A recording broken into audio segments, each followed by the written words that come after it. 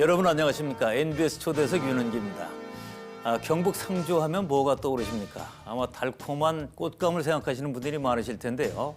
사실 상주는 풍부한 일조량에 자연재해가 적어서 꽃감 외에도 배, 쌀 등 특산품이 많습니다. 특히 시설 오이는 전국 최고 수준의 생산량과 품질을 자랑하고 있습니다. 오늘 초대석에는 한 작물에 대한 열정과 배움으로 1등 신화를 이뤄낸 농업 마이스터의 얘기를 함께 들어보겠습니다.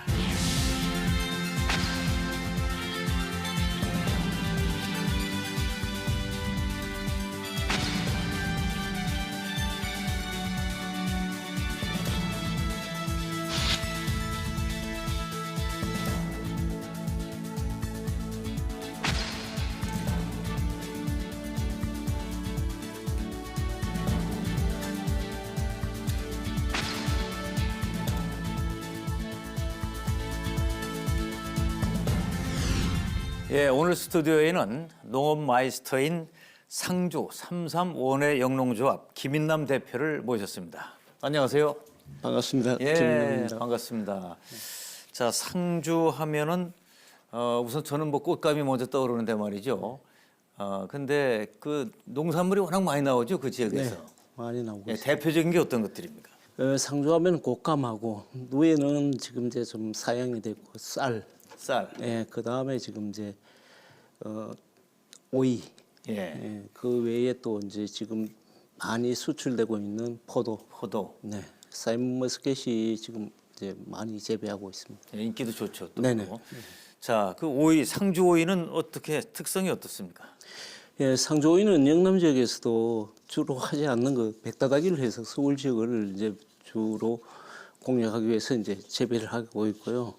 연간 500농가 정도 되는데 800억 정도의 그 매출을 올리고 있습니다 지금. 예. 자, 800억 원 정도. 네. 자, 상주가 이렇게 이제 오이로 이름이 나는 데까지는 김 대표님이 큰 역할을 하셨다고 그러는데, 자, 오이 어떻게 시작을 하셨습니까? 시골에서 처음 이제 낙향을 해서 농사를 시작하면서 그래도 자금 회전이 가장 빠른 게 채소가 되기 때문에 그 중에서도 이제 오이가 수익이 좋거든요. 그래서 네. 오이를 시작한 거거든요. 예. 현재 규모는 어느 정도? 그때 당시에는 단동으로 한 1000평 정도 하다가 워낙 이제 그 시설들이 열악하니까 연동을 92년도에 예. 92년도에 연동을 통수 세워서 그때부터 이제 수출 오이 일본으로 수출하는 오이를 이제 재배하기 시작했고요. 예. 그렇게 하면서 이제 오이에 대해서 애착도 가지고 그것을 이제 전업농가로 자라게 됐습니다. 예. 자, 이제 원래 그 고향은 강원도라고 제가 들었습니다만 상주는 언제 가시게 됐습니까? 예, 초등학교 4학년 때 부모님들이 상주로 이주를 하셨는데 학교를 거기에서 다녔기 때문에 거기가 이제 제 고향이나 마찬가지죠. 예, 그렇네요. 자, 그러면 이제 거기서 고향이나 마찬가지로 학교 다니고 첫 번째 직업은 뭐였습니까? 사회 나와서. 고등학교 졸업을 맡고 서울에 올라와서 초등학교 앞에 문방구를 했습니다. 문방구. 예, 예. 문방구를 해가지고 문방구를 하다가 제가 결혼할 즈음에 문방구를 처분하고 택시를 이제 구입해서 택시 사업을 하려고 하다가 이제 결혼을 하게 됐고 결혼해서 아내가 홀로 계신 아버지 잠시라도 수발 좀 들어드리자. 예. 우리가 한두 해 늦게 난셈 치고 좀 그렇게 했으면 좋겠다. 그런 이야기를 하길래 그 길로 이제 그 시골에 잠시 있다가 올라올 생각으로 있었는데 또래 친구들이 예. 시골도 살만하니까 같이 지내자고 자꾸 권유를 했어요. 예. 그러면서 이제 결혼하고 나서 제가 그래도 부모님한테 돈을 타쓰기보다는 제가 만들어서 해야 될 것 같아서 채소 농사를 시작을 했었습니다. 예. 자, 농사 짓는 것도 기술이다 이런 얘기고 특히 이제 뭐 계속 짓던 분은 관계없는데 이제 대도시 나와 있다가서 하게 되면 누구한테 배워야 될 거 아닙니까 이게? 네네. 누구한테 배웠습니까? 예, 저는 행운이 좋게 아주 좋은 사람을 만났습니다. 예. 그때 당시에 주식회사 한농연구소에서 8년간 근무를 하다가 그분의 아버지가 그 예천 농업기술센터에 이제 소장으로 발령을 받으셨어요. 그래서 그분이 그 한농의 직장을 그만두고 문경시에 와서 이제 농약방을 차리는 그 시기에 제가 이제 거기에 만나게 됐고, 그분이 농업도 직업으로서의 충분한 산업이니까 한번 해보면 어떻겠느냐. 예. 그래서 저는 인문계 고등학교를 나왔고 자라면서도 농사에 대해서는 아무런 것도 해보지를 않아서 농사를 모른다 이러니까 자기가 그러한 부분은 지원을 할 테니까 예. 경험으로 짓는 농사 말고 제대로 직업이 될 수 있도록 해보자. 그러려면은 실패를 하지 말아야 되는데 그 실패를 적게 하려면은 지식과 정보를 많이 가진 사람이 실패를 적게 할 수 있다. 그러니까 그렇게 하자고 하면서 그분은 농화학과를 나오셨거든요. 예. 서울대학교 농화학과를 나오셨고 그 외에 분들이 뭐 이제 육종학이라든지 그 외에 이번에 학을 전공하신 분들을 많이 이제 저하고 매치를 시켜주셨어요. 그래서 그분들한테 초기부터 굉장히 이제 좋은 지식을 정보를 받고 농사를 지었습니다. 정말 귀한 분을 만나셨네요. 네, 행운이죠. 그때 당시에 그분의 친구인 분이 지금 현재 파암한농 공무원으로 계십니다. 예. 지금 제가 재배하고 있는 그 오이 품종을 육종하신 분인데, 아하. 박재영 박사라고 예. 그분이 지금 가끔 뵙습니다. 예. 그런 분들의 도움을 통해서 이제 그야말로 농사를 제대로 짓는 그걸 이제 시작을 하셨군요. 그러니까. 예. 처음에 그렇게 배워가면서 하더라도 농사 짓는 게 쉬운 일이 아니라서 말이죠. 제일 어려웠던 게 뭡니까? 처음에 시작할 때. 아주 생소한 거랑 마찬가지를 시작하다 보니까 모르고 아주 그냥 용감하게 덤볐어요. 예. 그래서 심지어는 그 1월 달에 포트에다가 호박씨를 넣었는데 아침에 나가 보니까 그 얼었더라고요. 예. 그 흙이. 예. 그래서 이게 내가 참 너무 무지하구나. 그럴 정도로 무지한 상태에서 시작은 했지만은 그래도 이제 그러한 분들이 작물의 특성이라든지 요구 조건 이런 것들을 이제 알려주니까, 그리고 나서는 제가 재배하면서 이제까지 이제 한 40년 농사를 지으면서 한 번도 실패한 적은 없었습니다. 예.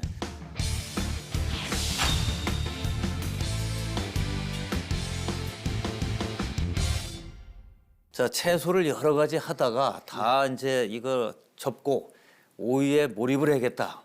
어떻게 결심하게 됐습니까? 오이를 여러 가지를 하다가 수출 오이를 함께 되면서 수출 오이에 그때 바이어가 일본에서 그 대학 교수로 지내시던 분이 우리 그 오이를 수입을 해서 이제 가져갔는데 재배를 하면서 문제가 생겼어요. 제가 예. 하루에 오이가 너무 빨리 자라가지고 예. 600평을 집사람하고 저하고 아침 새벽부터 해서 밤늦게까지 따도 그걸 못 땄어요, 다. 근데 빨리 자라면 좋은 건 아닙니까, 일단?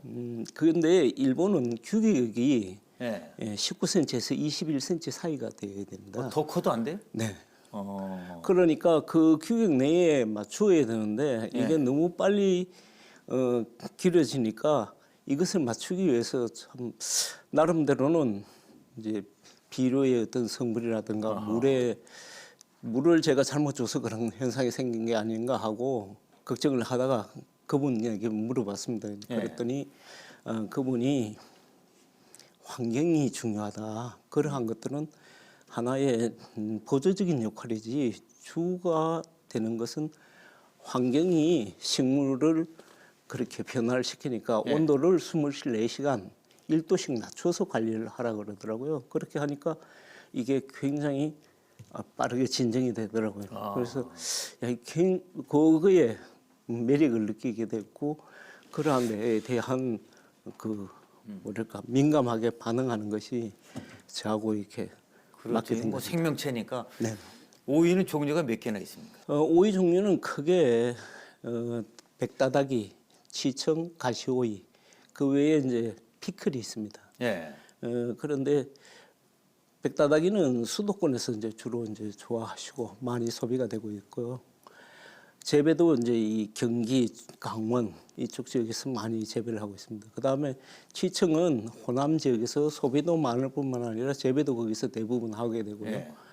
가시오이는 영남 지역에서 많이 하고 부산, 대구에서 많이 소비를 하고 있습니다. 그런데 상주는 영남인데도 그 수도권의 그 인구 집중으로 수요가 더 크기 때문에 그래서 수도권을 겨냥해서 백다다기를 재배하고 있습니다. 그 품종에 따라 그러니까 맛도 다른 건가요? 네, 맛도 다르고 쓰임새도 조금씩 쓰임새가 다른 거죠. 자, 오이 소박이 맛있잖아요. 예를 들어서. 그럼 오이 소박이는 어떤 종류로 담은 거예요? 백다다기를 주로 많이 하고 근데 그걸로 안 하고 다른 걸로 하면 어떻게 되나요? 육질이 무르거나 이래가지고 그게 풍미가 안 아삭아삭한 맛이 안 나오고 물컹거리고. 예. 그러니까 다 용도가 다른 거예요, 전부. 네네 그렇습니다. 자, 이제 뭐 오이의 이제 그냥 농업 마이스터가 되시는데 말이죠. 이렇게 이제 오이 농사를 시작해서 그 힘들었던 건 어떤 게 있습니까? 초기에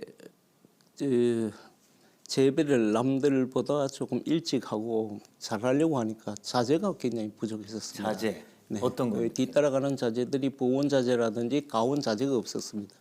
그래서 그때 당시에는 지플 이형처럼 이렇게 엮어서 거적을 안에도 씌우고 큰 것도 씌우고 그렇게 했었는데 그게 이제 겨울에 눈이 오게 되면은 눈 위에 쌓이게 되면 하우스가 무너지게 돼 있어요. 그래서 한 번은 너무 이렇게 눈이 올 것 같은데 제가 피곤하니까 눈이 오면 좀 깨워주십시오 이랬더니 노모가 자식이 그 고생하는 걸 못 보겠든지 눈이 와서 제가 다 무너졌으면 좋겠다 그러시더라고요. 아하.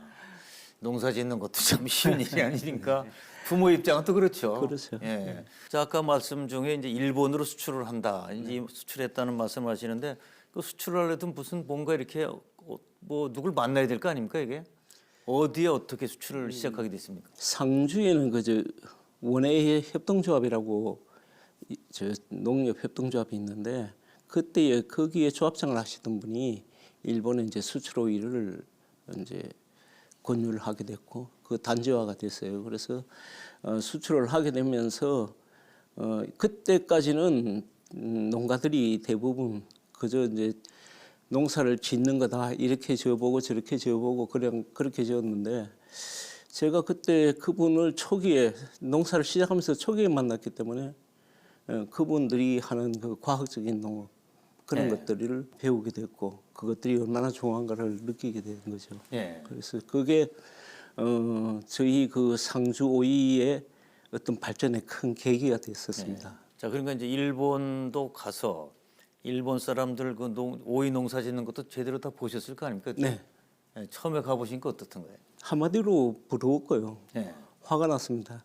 뭐냐면은 너무 잘하니까 저희들이 봤을 때 좀 열등의식을 가지게 되면 화가 나듯이 좀 화가 났고 그때 당시에 그 바이오를 하시던 그 교수분 퇴임하신 교수분을 붙들고 호텔에서 새벽 3시까지 붙들고 여러 가지 묻기도 하고 그렇게 했었습니다. 그래서 농사에 대한 어떤 철학을 가져야 되는구나 하는 것도 그때 느끼게 됐고요.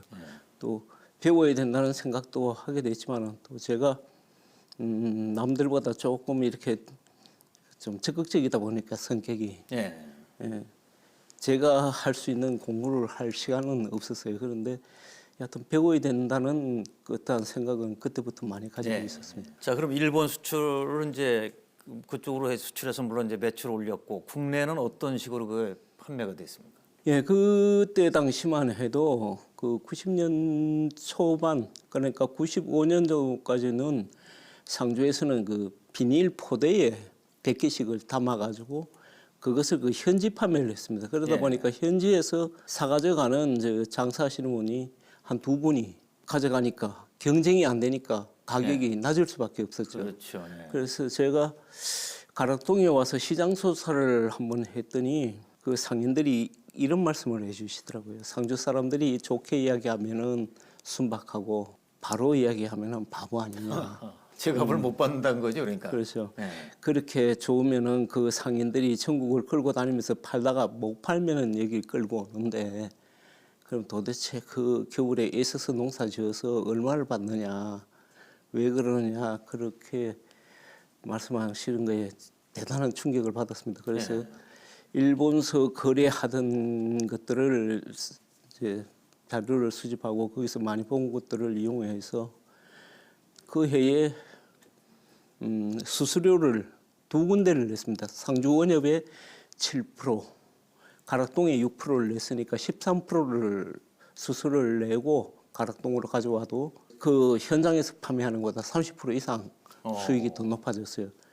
그렇게 돼서 수익의 차이가 크니까 예. 상주시 전체가 금세 이제 포장을 개선하고 하. 예, 대도시의 경쟁 판매를 시작하게 됩니다. 예. 자, 그럼 이제 같이 모여서 뭐 판매하는 방식에 대한 뭐 대응을 하려면 그때 조합을 결성하게 됐나요? 네, 그러한 조직들, 농협들을 이야기를 해서 이 판매 방법을 개선을 하자 그러니까 하지 않으려고 했었어요. 예. 그래서 그러면은 제가 상주 북부 지역 3개 읍면을 데리고 나가서 따로 하겠다. 우리가 예. 이렇게 겨울에 밤잠 제대로 못 자가면서 그 추위에 떨어가며 농사를 진 것을 그렇게 허무하게 팔 수는 없다. 그렇게 해서 따로 나와서 이제 법인을 세웠고요. 예, 그때에 이제 3이 세계 읍면이라 해서 3, 공검, 함창, 이안. 그 다음에 하나의 또 3은 젊은 친구들이니까 우리가 농사를 짓는데 어떠한 지표를 가지자. 첫째, 최대의 노력을 하자. 두 번째, 소비자들한테 브랜드를 인식시키려고 하면 최선의 선비를 해야 된다. 예. 그리고 최고의 품질을 만들어내는 그러한 단체를 만들어 보자는 뜻에서 그렇게 그래서 시작했습니다. 33으로. 네. 33원의 법인, 예, 영농 법인. 네. 저는 뭐 33원 오일을 만드는데 그래서 33인 줄 알았더니 또 그런 깊은 뜻이 있네요, 보니까. 네. 자, 이 영농조합을 만드는 것도 쉬운 일은 아닐 것 같아요. 어떻게 처음에 설득을 했습니까? 그 전에 이제 제가 13%의 수수료를 내면서도 그러한 효과가 나니까 예. 모두가 이제 동조하게 됐고 또 그렇게 하는데 일본서 제가 이제 어떠한 것을 그 연수를 하면서 보게 됐냐면은 공동 선별, 공동 채산을 하는 작목반을 봤습니다. 아하. 그래서 제가 이제 그렇게 해서 하면은 잘 짓는 사람, 못 짓는 사람이 서로 정보와 지식을 교류를 하지 않으면은 안 되거든요. 예. 그러니까 잘 짓는 사람은 못 짓는 사람이 원망스러울 거고 못 짓는 사람들은 잘 짓는 사람한테 미안할 거 아닙니까? 예. 그래서 어떻게 하든 서로 이 기술이 평준화시키는 데는 그 방법이 가장 좋을 것 같아서 그렇게 하자고 그랬더니 그때 당시에 90년도 중반기에는 그 얘기를 꺼내니까 공산주의라고 공동이용으로 하다 보니.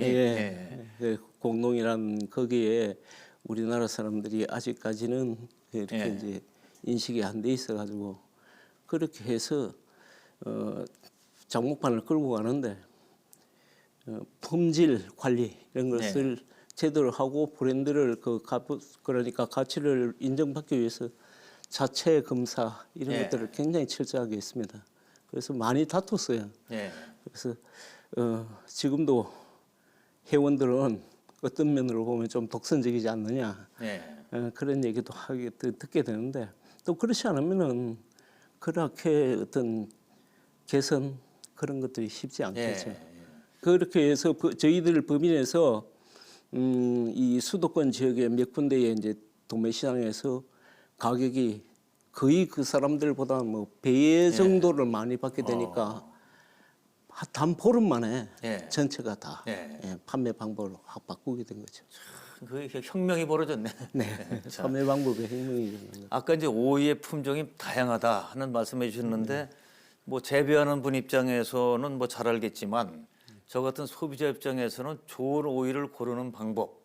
자, 어떻게 골라야 됩니까, 오이? 첫째 이제 채소는 이제 그 시원한 맛, 또 그 고유의 어떤 그 기능 이런 것들이 있는데 가장 중요한 거는 이제 신선하도록 신선도. 되겠어요. 예. 네. 그래서 저희들 같은 경우에는 당일 수확해서 당일 출하가 되기 때문에 소비자한테 갈 시간이 약 한 24시간 이내에 이제 소비자한테 가게 되는데 그렇게 하기 위해서는 아침 일찍 따야 됩니다. 왜냐하면은 이 과의 온도가 높아지게 되면은 호흡이 이제 심해져서 빨리 이제 그 수분을 잃어버리고 상품성이 잃어집니다. 또 그 다음에 이렇게 씹었을 때 아삭하는 맛은 예. 그것을 이제 식감이라 그러는데 그거는 이제 칼슘의 양. 아하. 예, 그 세포의 조직이 부서질 때 예. 예, 단단한 조직이 부서지면 더 아삭거린다. 아삭한 맛이 있죠. 예, 그리고 그 칼슘이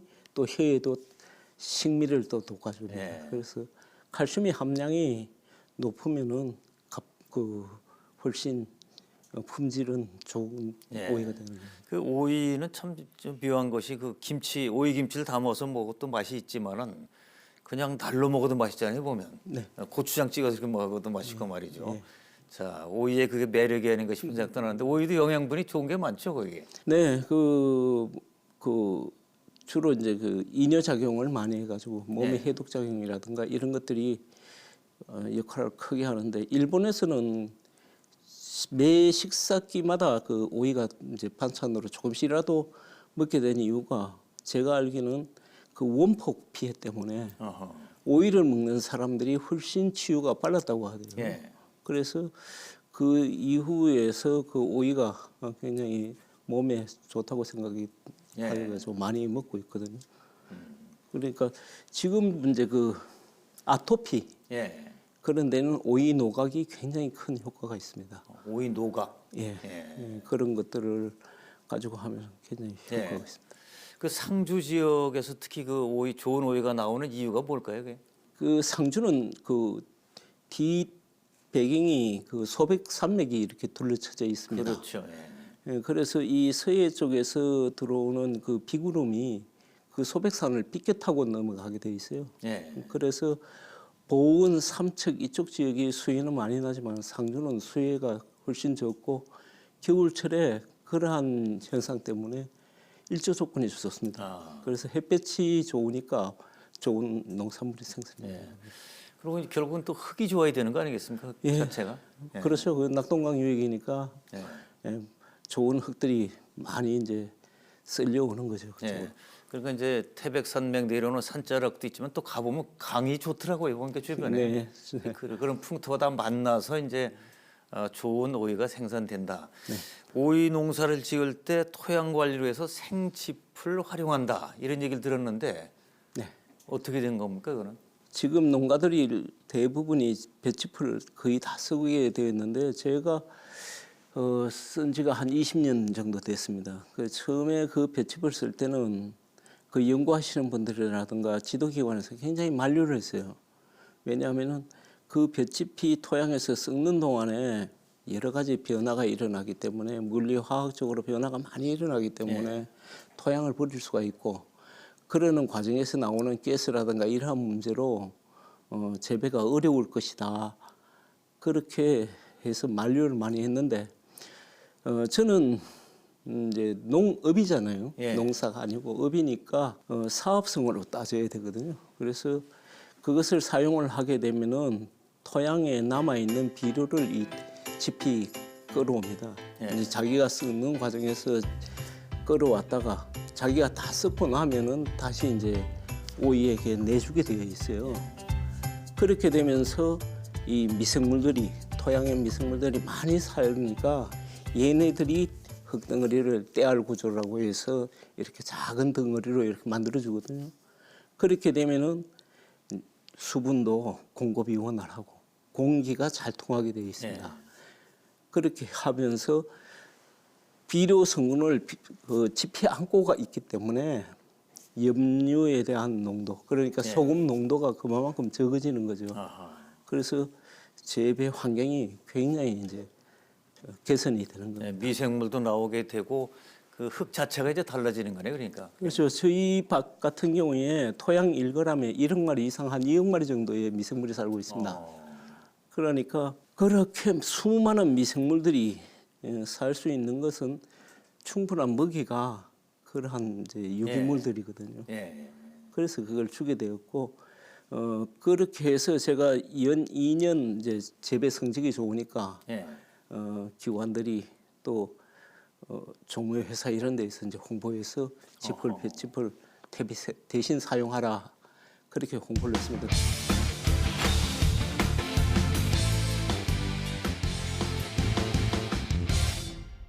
저 농업 마이스터신데 결국 농사를 제대로 지려면 그리고 농업으로 발전시키려면 배우는 게 중요하다.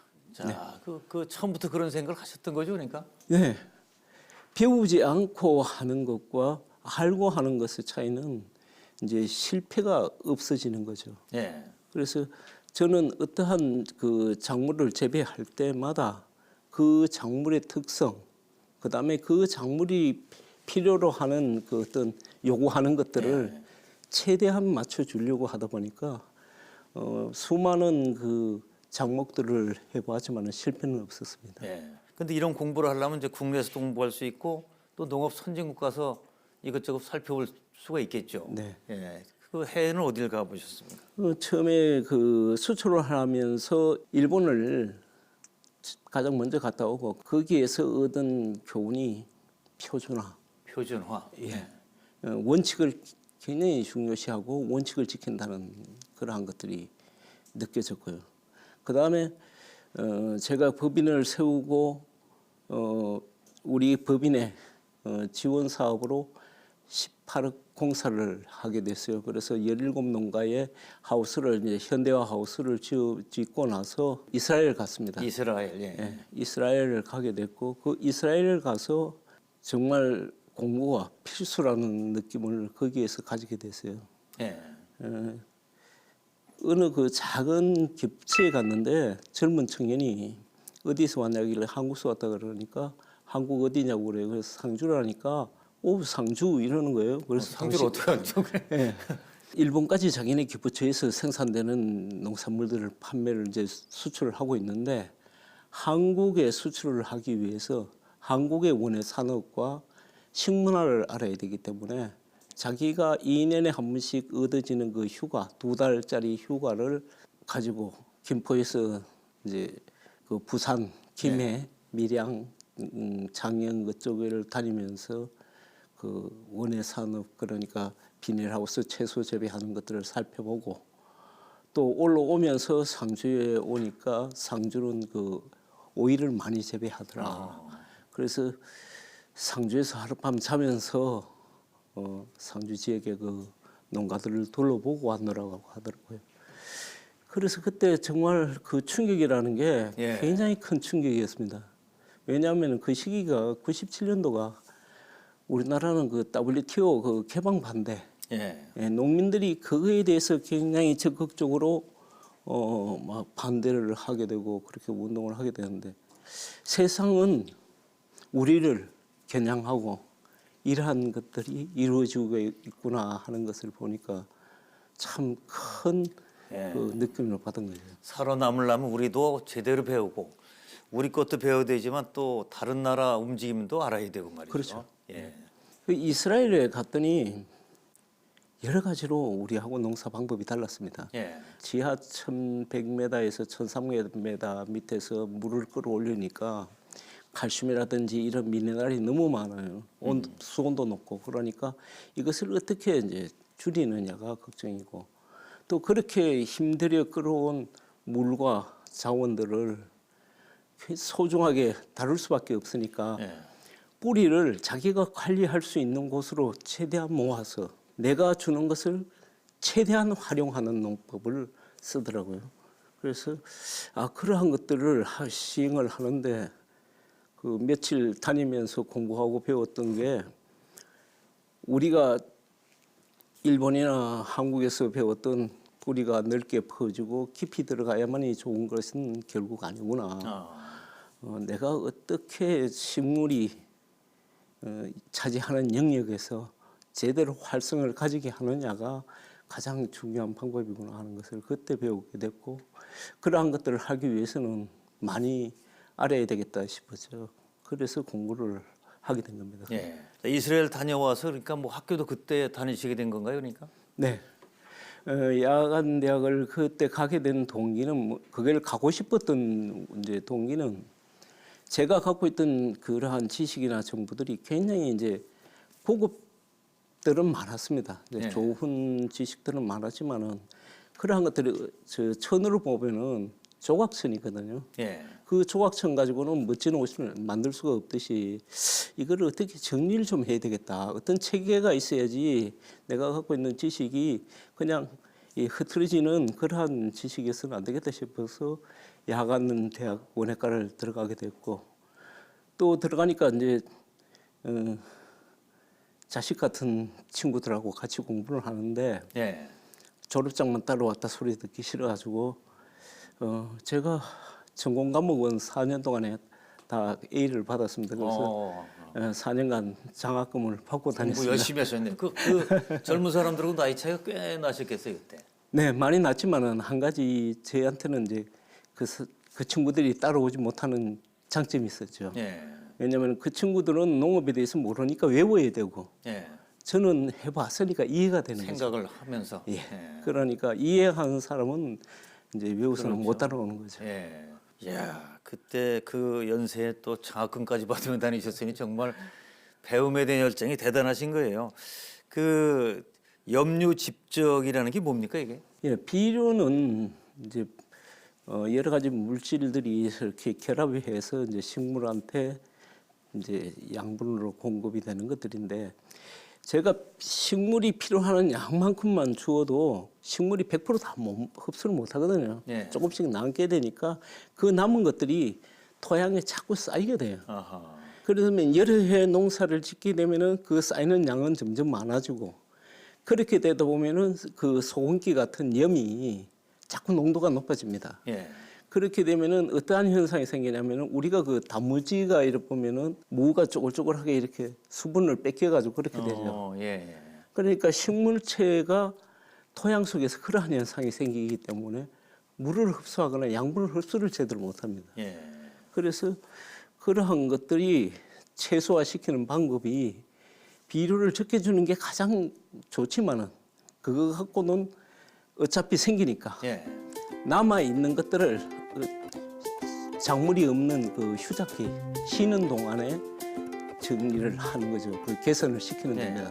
그 방법으로 사료 작물을 심어가지고 사료 작물이 빨리 자라기 때문에 그 남아 있는 비료를 빨아들이는, 들이게 해서 그것을 다시 이제 토양에 갈아엎는다든가 예. 또 아니면은 물을 대어 가지고 물이 이제 녹여서 밖으로 배출되는 그러한 이제 역할들을 하게 되는데 근데 그런 거를 그러니까 어디서 배웠냐 이거예요. 그런.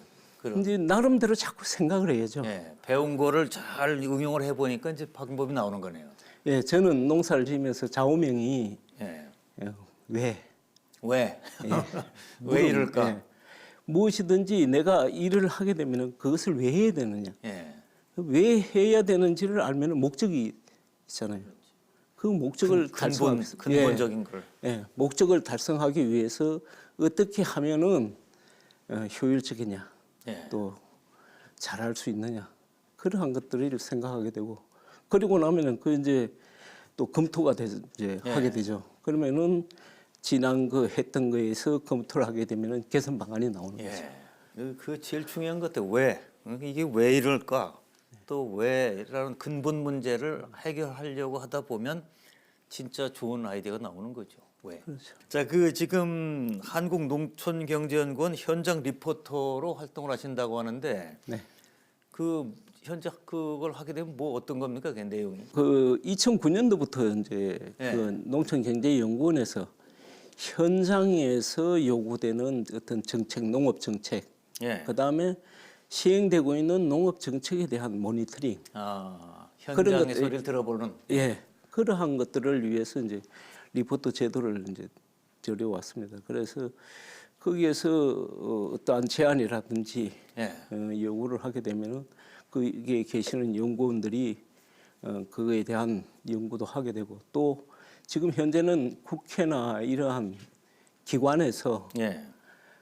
자기네들이 참고할 것들을 이제 과제로 줍니다. 네. 그래서 거기에 대한 보고서라든지 아니면 리포트를 작성해서 제출합니다. 정말 생생한 그 현장의 정보 네. 자료를 보내실 텐데 그거 하면 뭐 돈도 좀 받나요? 약간의 그 소정의 그 수수료는 주는데 예. 제가 그것을 해서 가장 크게 그 이제 반영됐던 부분이 농촌에 그 가면은 주택이 그 슬레이트로 많이 되어 있죠. 예. 그 슬레이트가 폐암의 원인이라고 해서 굉장히 그 이제 위험 물질로 치는데 지금 시골에서 연세가 많이 들고 또 자금도 능치 않기 때문에 그것을 그분들한테 치우라 그러면은 못 치우거든요. 예. 그래서 이러한 것들은 국민 보건적인 면에서 정부에서 조금 처리를 해주면 좋겠다 해서 처음에 그게 채택이 됐는데 국회에서 예산이 깎여가지고 지금은 지자체에서 시범 사업으로 읍면 단위로 뭐 한두 농가씩 이렇게 지금 하고 있습니다. 그게 좀 안타깝고 그다음에 또 하나가 뭐가 있냐면은 농약 사용에 있어서 굉장히 이제 소비자들이 관심이 큰데 그 농약병이 굉장히 표기가 너무 좀 허술했어요. 예. 사실은 성분이라든지 사용 방법 이런 것들이 제대로 표기가 안 돼 있기 때문에 그러한 것들에서 제대로 표기를 해달라 해서 그게 이제 그 표기 방법을 바꾸어 가지고 지금 개선이 되고 있습니다. 예. 그런 걸 하면 좀 보람을 느끼시겠어요? 네, 그렇죠. 뭐 저는 이 무슨 그런 병 보면 답답한 게 글씨 좀 크게 썼으면 좋겠어요. 네. 보여야 뭐를 하지. 왜냐 시골에 저 어르신들이 많으신데 뭘 보면 이게 너무 작아서 돋보기로 봐도 안 보일 정도로 말이죠. 이제 그런 걸 좀 해결해 주면 좋을 텐데 그 쉽게 해결하는 방법이 있습니다. 어떻게 하면 되나요? 아주 작은 그 해충들이라든지 응애라든지 이런 거는 눈에 식별이 거의 안 되거든요. 예. 그러한 것들을 휴대폰으로 촬영을 해가지고 가깝게 촬영을 해서 확대를 하면은 아주 크게 봅니다. 확실한 해결책인데요. 예, 그러니까. 그래서 예. 이제 그 교육할 때 연세 드신 분들한테 그렇게 활용하라 그래요. 예. 휴대폰을. 역시 그 많이 배우시고 또 많이 이제 다른 분들한테 배움을 또 나눠주시는데 마이스터가 될 때까지 또 지금 제가 볼 때 많은 경험을 하셨지만 또 많이 배우고 배우는 거 이상으로 다른 사람들한테 많이 알려주는 분으로 소문이 났어요. 이제 어떻게 지금 알려주고 있습니까? 그래서 제가 그 NCS의 그 채소 재배의 학습 모듈 개발부터 검토고 이제 지금은 기사 기능사 이제 출제위원인데 거기에서도 NCS에서도 가장 먼저 태도부터 시작하잖아요. 예. 예. 무엇을 할 때 태도가 어떠냐? 몸과 마음의 자세가 그 목적을 이루는데 거의 승패를 나눈다고 보실 예. 것 같아요. 그래서 그러한 것들을 주로 많이 이야기를 하고 있어요. 예. 지금 그 교육 과정도 만드셨죠 지금? 네. 예. 그 어떻게 운영이 되고 있습니까? 예, 제가 어제도 안성의 그 오이 상목반에서 견학을 한 30여 분이 오셨는데 그분들은 이미 그 고정관념으로 옛날에 농사 지고 오래 지고 어떤 분들의 그 방법이 그게 옳은 줄 알고 계시거든요. 그런데 사실 그러한 방법으로는 다른 그 과학적인 이야기를 하면은 굉장히 의아해합니다. 예. 못 믿어하고요. 그래서 현장에서 직접 이렇게 보여주면서 그러한 것들을 이야기를 하는 게 굉장히 효과적이고요. 조금 전에 말씀드렸지만은 근본 예. 그러니까 어떠한 식물은 생명이지 않습니까? 예. 그러면 그 생명이 갖고 있는 어떠한 그 본래의 특성 예. 이런 것들을 파악을 하고 그거에 대해서 맞춰주려고 하는 그러한 자세가 되어야지 되는데 금전적으로 내 욕심만 자꾸 챙기려고 하다 보니까 작물에게 무리한 요구를 하게 되고 무리한 조치를 하게 돼서 낭패를 보는 경우가 굉장히 많습니다. 그래서 예. 그러한 것들을 못하게 합니다. 그러니까 당장 어떻게 뭐 저 소위 대박을 꿈꾼다든가 당장 돈 번다든가 하는 건 사실 쉽지가 않은 거거든요, 그게. 그렇죠. 근데 그거를 생각하면서 그냥 농업에 뛰어드는 분도 있을 텐데 그런 분들 보면 좀 안타까우시겠어요. 네, 그런 이제 생각을 버리게 하는 게 굉장히 이제 그건 제가 해야 될 일이라고 생각하거든요. 그래서 책대로 또 인터넷에 굉장히 많은 이제 그러한 이제 지식들이나 뭐 전부들이 많지 않습니까? 예. 근데 그 사람들은 그거 몇 개 이렇게 들여다보고 책 몇 권 읽으면은 농사를 다 배운 것처럼 착각을 해요. 그런데 사실은 농업이라는 것은 그러한 것은 기본 베이스지. 이 그 정해진 그 설정 환경에만 맞춰서는 안 되거든요. 그러니까 자연 조건이라든가 그 작물의 생육 상태에 따라서 가감을 해주고 조절을 해줘야 되는데 그것을 쉽게 생각한다는 것은 절대로 좋은 방법이 아니라고 생각합니다. 무슨 뭐 구구단 외우듯이 되는 거는 아니기 때문에 그래서 교육의 강조가 작물에 대한 올바른 이해, 그다음에 농사를 왜 짓느냐는 올바른 농업 이런 것들을 이제 강조를 많이 하신다고 들었습니다만 이제 그게 돼야 사실은 점점 이제 시간이 갈수록 좋아지지 않겠습니까? 그게 그렇죠. 제대로 되면. 예. 근본적으로 해결을 하지 않으면은 사상 누각이나 마찬가지거든요. 예. 자, 지금 이제 귀농 인구가 이제 늘고 있다는 소식인데요. 귀농하는 분들에게 제일 하여튼 강조하고 싶은 게 뭐가 있습니까? 농사가 굉장히 만만치 않거든요. 예. 농사는 정말 그 과하게 이야기한다면 모든 과학이 다 결부돼야지 되는 그러한 산업인데 쉽게 그냥 생각하고 덤비는 분들이 많아요. 그래서 그러한 것들에 의해서 실패를 보게 되고 또 귀농하는 사람들이 가장 이렇게 오류를 내는 게 뭐냐 하면은 새로운 그 직업을 가지는 데에 대하여서 조급해요. 네, 조급하다. 예. 그래서 주위의 가족이라든지 친지 그 외에 모든 사람들이 자기에 대해서 관심을 가지니까 뭔가를 하고 있다, 해냈다는 걸 보여주기 위해 가지고 준비 없이 시작을 하게 되거든요. 예. 그러면은 그 어떠한 문제가 생겼을 때 문제를 해결할 방법이 아무것도 없는 사람이 예.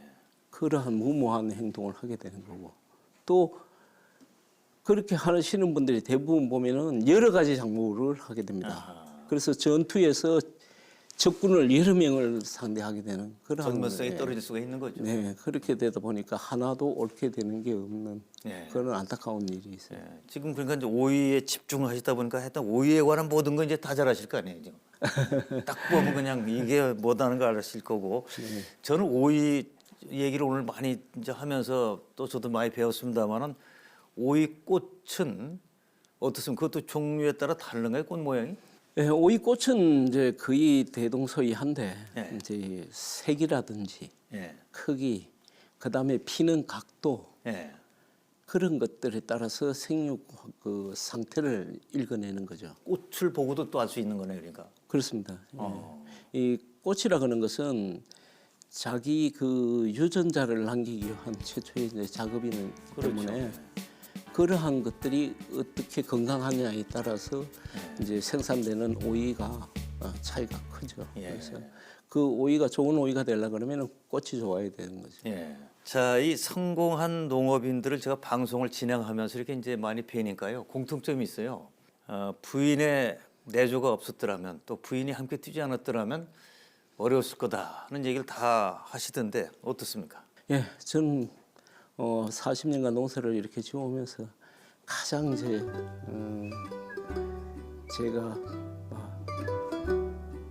용서를 바란다 그럴 정도로 아내한테는 잘못했죠. 많은 일을 혼자 도맡아서 하고 있고요. 예. 오늘도 제가 여기 오는 동안에 제가 여기 주차장에 주차를 하고 났더니 그 멘티 하나가 사진을 보냈어요. 톡으로. 그런데 그 사진이 아주 상태가 좀 불안스러운 증상이 있어서 아내 보고 가서 좀 보고 살펴봐줘라 이럴 정도다 보니까 아무래도 내일보다는 남의 일을 챙기다 보니까 집사람의 일이 그만큼 많아지고 평생을 그래도 내조를 하기 때문에 또 제가 또 바깥에서 또 활동을 할 수 있는 그런 역할을 해줍니다. 자, 아내에게 고맙다는 말하는 분은 많이 봤지만 용서를 바랄 정도로 너무 감사하다 이런 얘기를 하시네요. 그러니까 참 저도 감동이 옵니다. 자, 오늘 정말 좋은 말씀을 많이 들었고요. 그 끊임없는 그 배움, 그걸 또 실제로 적용하면서 정성 이런 것들이 쌓여서 오늘날의 마이스터 영광을 얻으신 것 같습니다. 자, 끝으로 우리 방송 들으시는 분들에게 인사 말씀을 좀 해주시죠. 그 지금 청년 창업 농을 많이 하려고 덤비는 이제 청년들이 있습니다. 그런데 그 친구들이 한 가지 착각을 하고 있는 게 있어요. 뭐냐 하면은 스마트팜은 모든 게 기계가 지어준다고 생각하고 있어요. 그런데 그 스마트팜은 그 기계에게 설정해준 값에 의해서 움직일 수밖에 없잖아요. 그렇죠. 그러면은 그 설정을 해주는 사람은 그 기계를 다스릴 줄 알아야 되거든요. 그래서 스마트팜이라도 차원 높은 농업 지식이 필요한데 그저 단순하게 내가 돈을 투자해서 시설만 좋으면은 농사가 절로 된다고 생각하고 덤비는 친구들이 있습니다. 그래서 그러한 부분에서 예. 정말 바르고 깊은 농업에 관련된 지식을 익혀서 나가야지 실패가 없을 것 같고요. 또 우리 농업인들도 작물에 대한 이해와 배려가 좀 있었으면 좋겠습니다. 내가 요구하고 내가 욕심을 내는 만큼만 억지로 만들려고 한다면은 그 순리를 벗어나게 되는 거죠. 예. 생리적인 순리를 벗어나게 되면은 절대로 좋은 결과를 얻을 수가 없는데 욕심이 앞서서 여러 가지 검증되지 않은 뭐 영양제라든지 생장 조절제 이런 것들을 사용하게 되고요. 그렇게 됨으로써 작물을 버리게 되고 토양도 나빠지게 만드는 그러한 결과가 초래되니까 조금은 욕심을 내려놓고 농사를 짓는 것이 더 바른 농사라고 생각하고 그렇게 해주시면은 별 탈 없이 좋은 농사가 될 거라고 생각이 듭니다. 자, 농업 마이스터가 그냥 탄생되는 게 아니다라는 걸 아주 절감을 했습니다. 정말 귀한 말씀을 많이 들었고요. 또 이제 새해에도 어떤 좋은 후계자들 많이 길러주시길 바라겠습니다. 감사합니다. 고맙습니다. 농업은 자연의 도움이 없으면 불가능한 산업이고 농촌은 홀로서기가 아닌 공동체를 지향하는 곳입니다. 오랜 노력으로 얻은 결실을 이웃과 함께 나누고 성공 노하우를 아낌없이 공개하는 농부의 모습은 참 농업을 보여주는 것 같습니다. 농업의 미래를 위해 사람을 키우는 이런 분들이 우리 농촌을 더 건강하게 만들어주기를 기대합니다. 함께해 주신 여러분 감사합니다.